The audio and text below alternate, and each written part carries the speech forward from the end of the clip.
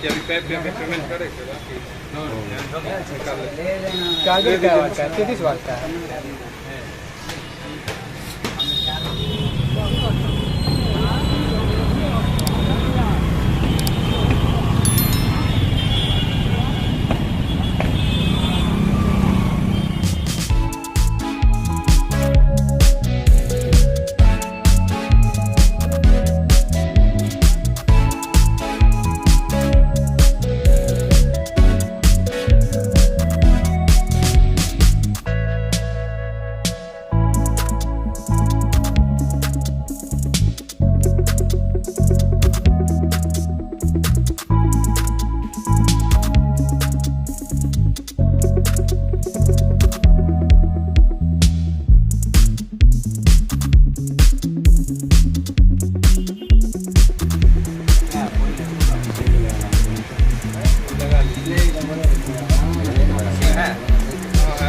कि अभी पैप पे पेमेंट करे थे बाकी निकाल ले।